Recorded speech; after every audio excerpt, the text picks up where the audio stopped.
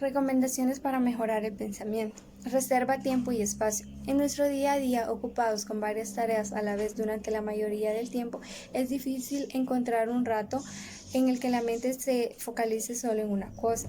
Pero hay que tratar de establecer un momento del día para pensar de forma reflexiva, siendo conscientes de lo que está pasando por la mente. Es importante para crear un hábito y adquirir práctica.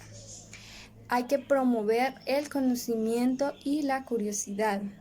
Realizar nuevos descubrimientos en su entorno más cercano o sobre ideas abstractas.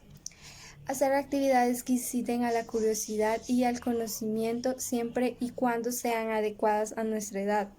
De esta forma se establece una puerta de entrada a nuevos aprendizajes y pensamientos.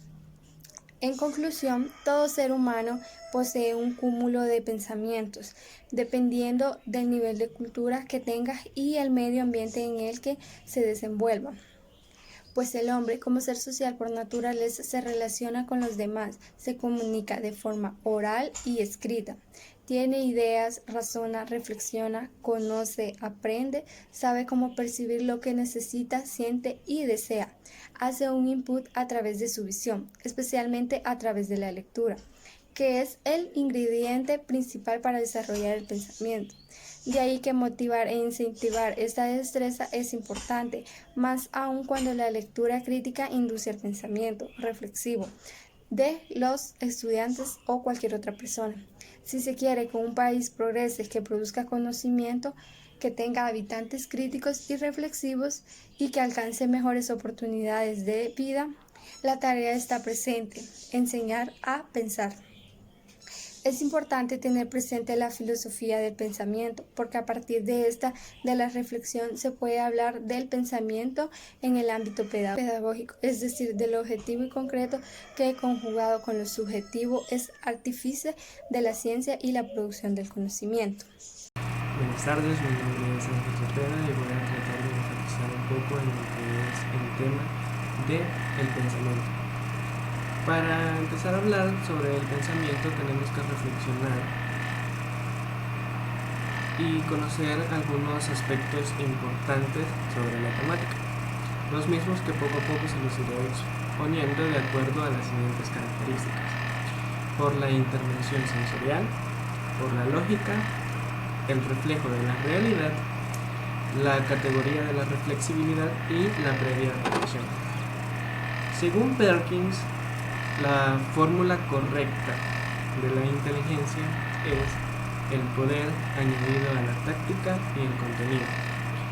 El concepto de las estructuras del pensamiento, el modelo de aprendizaje de una estructura a través de la adquisición, internalización y transferencia, y los principios fundamentales son estructuras del pensamiento mismo. Estructuras que pueden organizar y catalizar nuestro pensamiento en la enseñanza del sí mismo. Por otra parte, Kelly expresa en sus investigaciones que los seres humanos amplifican y organizan el medio para poder intervenir en él con cierto sentido, interpretando la realidad mediante la utilización del sistema de constructos personales. ¿Qué es un constructo? Un constructo es un modo de percibir una determinada realidad como igual y al mismo tiempo diferentes parcelas de esa misma realidad. El pensamiento en sí es un reflejo de la realidad en tanto se perciba el objeto real y se concretice lo visualizado. Por el contrario, el pensamiento en sí puede ser un reflejo de lo que se siente, creando una realidad subjetiva, alejada de la verdadera realidad objetiva. Realidad subjetiva que se visualiza solamente en la mente de quien lo piensa. Asimismo, es posible que una persona se apropie del pensamiento de otro, o es posible considerar que ese otro individuo simplemente no tiene un pensamiento propio. Se podría considerar la apropiación como una manifestación inconsciente de expresiones que se quieren mantener vivas en la mente de los demás, como un recuerdo de algo valedero o que en realidad merece ser renombrado. Según De Bono, la mente humana no se basa en el proceso de ordenación de la información, sino que ésta es incorporada automáticamente a los modelos ya establecidos, o bien una forma de nuevos modelos creados constante. La mente es simplemente un medio donde dicha información tiene lugar. Una memoria en sí vendría a ser un dispositivo registrador, y el registro puede ser más o menos permanente o solamente transitorio. El cerebro y por consiguiente las neuronas son factores que influyen en la capacidad de pensar. Pero ¿cómo se pueden expresar estos dos factores? El pensamiento viene bastante unido a lo que es el lenguaje y se interrelaciona, ya que no es posible conocer el pensamiento sin la presencia del lenguaje, que es la manifestación misma de este pensar. El pensamiento se desarrolla en la medida en que las operaciones mentales rebasan a la complejidad de poder resolver algunos problemas o de exponer oralmente nuestros pensamientos. La persona naturalmente es un ser que actúa, piensa y habla. Es sociable por naturaleza, característica que en realidad no se podría dar sino a través de la comunicación misma, de la interpretación de los signos, es decir, naturalmente por el lenguaje. Dios no crea, Dios no existe, sino que es eterno. El hombre piensa y existe, y la existencia separa el pensar del ser. Los mantiene distantes uno del otro en la sucesión. La subjetividad es la verdad y la subjetividad es la realidad. Brenda Calderón, vamos a hablar acerca de la introducción de este trabajo. Como bien sabemos, todas las personas tienen una forma distinta de ver las cosas. Esto va a depender del enfoque en que lo plantea el autor. Gracias a esto podemos tener muchos conceptos acerca de lo que es en este caso el pensamiento. Al estar conscientes de que el cerebro se utiliza en forma limitada, el objetivo es reflexionar de qué manera se produce el pensamiento y cuáles son los factores que influyen su desarrollo. No se puede ignorar tampoco que el desarrollo es una necesidad en múltiples áreas, en la exigencia académica, en la intelectual, en la toma de decisiones. En la toma de decisiones, es demasiado importante el hecho de saber analizar la situación en la que uno se encuentra y poder tomar la calma y tomar una decisión más o menos asertiva, pero no una así, como dicen, solo dejarse ir. Luego se puede arrepentir uno de todas las acciones que pueda tomar en esas circunstancias. Por eso es bueno también tomar la calma y saber desarrollar su pensamiento, conocerse. También podemos ver que es muy importante en el área socioeconómica, en la política de su entorno y como hablaba anteriormente, en el diario vivir, en ese mundo tan globalizado. Ese trabajo permitirá tener presente también el lenguaje expresado en forma no verbal, oral y escrita. Es el medio que posibilita conocer el pensamiento de los demás. Según Vygotsky, el principio del pensamiento es no verbal y el habla no intelectual, pero al momento de ambas unirse, el pensamiento se hace verbal y el habla racional. Vygotsky fue un psicólogo ruso y también un destacado teórico de la pedagogía del desarrollo. Ir a través de este tema permitirá analizar algunas conceptualizaciones filosóficas y pedagógicas, por ejemplo, a referirse del pensamiento tanto en docentes como en padres de familia.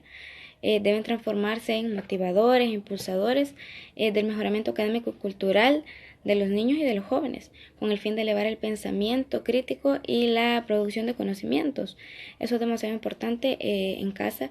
En la actualidad se puede ver que los padres quieren dejarle todo a los docentes y al final quien te educa es en la escuela. Creo que es algo totalmente complementario. Yo ayudo, tú ayudas y los padres desde los primeros años de sus niños, ¿verdad? Pueden ayudarles el hecho de estarles enseñando los colores, los números, las letras, izquierda, derecha, para que el niño vaya desarrollando su mente, esté activo, a estar analizando las cosas, lo que está pasando en su entorno. Eso va a ayudar a que el niño, cuando ya esté mayor, va a tener un cerebro chispa, y no tenga problemas en el estudio ni tampoco a la hora de tomar decisiones. Creo que eso es demasiado bueno para una formación completa.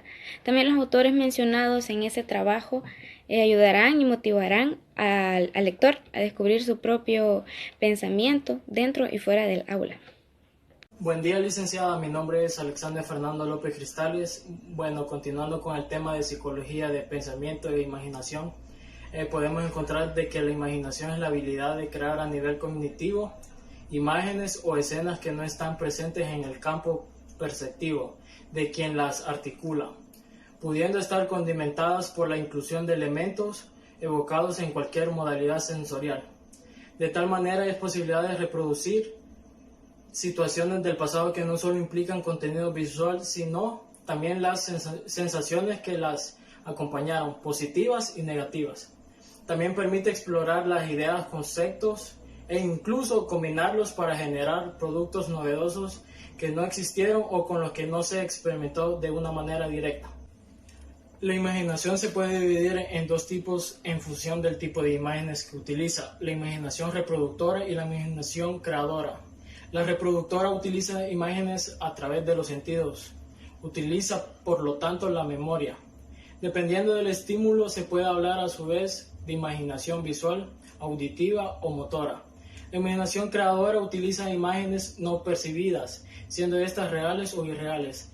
Este tipo de imaginación no crea o elabora nuevas imágenes en función de las imágenes que utiliza. A su vez, la imaginación creadora puede ser plástica, más concreta o difuente. La tarea de la imaginación creadora está orientada a las actividades relacionadas con el arte. Se llama imaginación artística. Se habla de imaginación científica cuando el objetivo de este proceso tiene una utilidad práctica. Del cerebro implicadas.